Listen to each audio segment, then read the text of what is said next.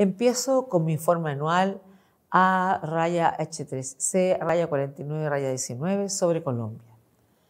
El 2021 marcó el 5º aniversario de la firma del Acuerdo de Paz entre el gobierno y las FARC-EP, Fuerzas Armadas Revolucionarias de Colombia, Ejército del Pueblo. Desde la firma del acuerdo se dieron pasos significativos para la consolidación de la paz, la democracia y la participación política, en particular la desmovilización de las FARC-EP y su constitución en un nuevo partido político, así como la creación de las 16 curules para la paz en el Congreso para las víctimas del conflicto armado. Hago un llamado a que el gobierno garantice el derecho a participar en las próximas elecciones en un ambiente libre de amenazas y de violencia. Celebro los muy importantes desarrollos en materia de justicia transicional alcanzados por la Comisión de la Verdad, la Jurisdicción Especial para la Paz y la Unidad de Búsqueda de las Personas Dadas por Desaparecidas. Sus contribuciones han sido esenciales para los derechos de las víctimas a la verdad, la justicia y la reparación. Insto a que las autoridades apoyen este trabajo independiente y protejan a las víctimas y testigos que participan en el proceso de justicia transicional y a las personas que integran estas instituciones. A pesar de estos avances, quedan aún muchos desafíos. Durante 2021 mi oficina ha observado con preocupación un aumento de la violencia contra comunidades rurales y líderes sociales, en un contexto de continua expansión territorial por parte de grupos armados no estatales y organizaciones criminales. Los pueblos indígenas y afrodescendientes han sido particularmente impactados. En el 2021 mi oficina documentó 78 masacres y 100 homicidios de personas defensoras de derechos humanos. Además, la misión de verificación de Naciones Unidas en Colombia ha reportado 54 asesinatos de excombatientes de la FARC-EP en 2021. Hago un llamado a que el gobierno establezca con urgencia una presencia más integral de las autoridades estatales civiles en los territorios más afectados por esta violencia. Además, es urgente que el gobierno adopte, en consulta con la sociedad civil, una política de desmantelamiento de las organizaciones criminales y fortalezca su respuesta a las alertas tempranas de la Defensoría del Pueblo. En el 2021, mi oficina documentó también 54 casos de privaciones arbitrarias de la vida por parte de la fuerza pública, incluyendo 28 casos que se dieron como resultado del uso innecesario o desproporcionado de la fuerza en el marco de las protestas del paro nacional. Aliento a que el gobierno implemente las recomendaciones del informe publicado por mi oficina en diciembre del 2021, incluidas la necesaria reforma policial y a que se garantice el derecho de reunión pacífica mediante el respeto estricto de los estándares internacionales sobre el uso de la fuerza. Asimismo, invito al gobierno a redoblar esfuerzos para garantizar el derecho a la tierra de las víctimas del conflicto armado a través de la implementación de la reforma rural integral contemplado en el Acuerdo de Paz.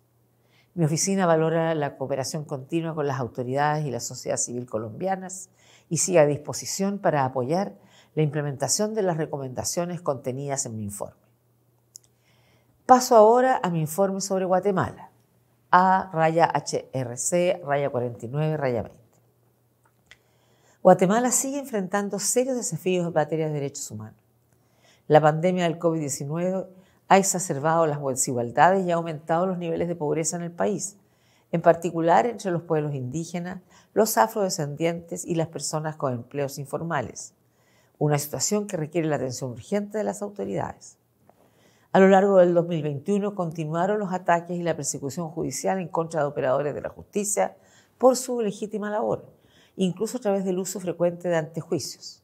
Además, en los últimos meses mi oficina observó un incremento de ataques contra fiscales, abogados y abogadas por sus investigaciones en casos de corrupción e impunidad y casos emblemáticos de graves violaciones de derechos humanos durante el conflicto armado interno. Estos ataques representan un patrón preocupante que socava el Estado de Derecho y la independencia judicial.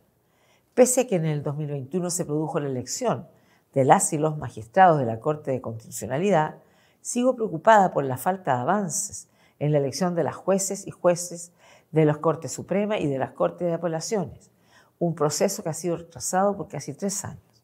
Sin embargo, saludo los avances realizados en los casos de violaciones de derechos humanos cometidas durante el conflicto armado interno y alientos a las autoridades a seguir avanzando en los casos pendientes.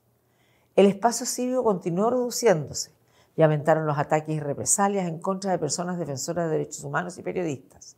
El año pasado mi oficina documentó 103 ataques contra personas defensoras de derechos humanos y 6 asesinatos, así como 33 ataques contra periodistas.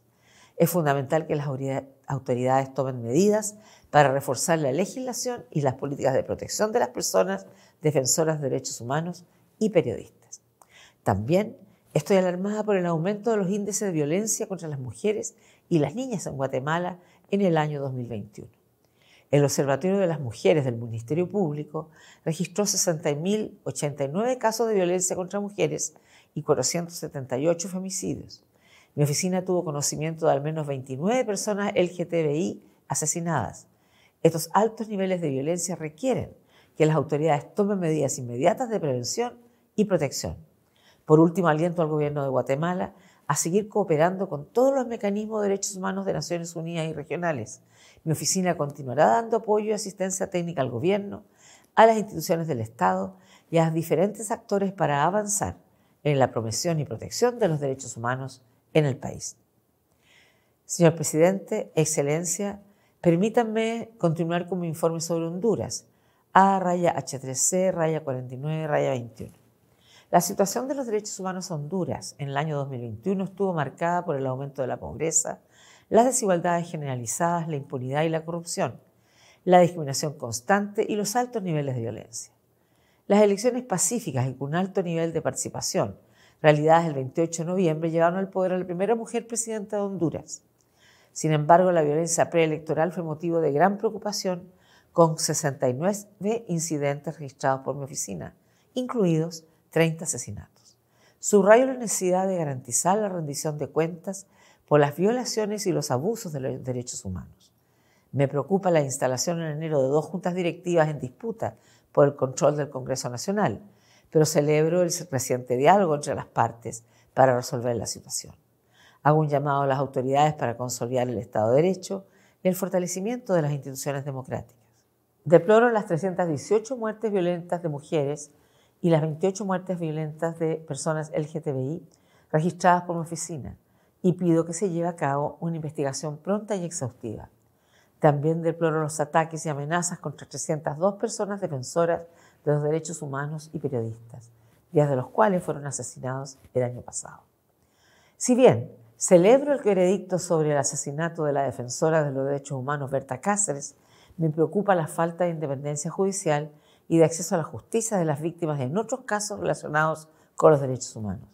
Insto al gobierno a que mejore las políticas para reforzar la protección de todas las personas que defienden los derechos humanos.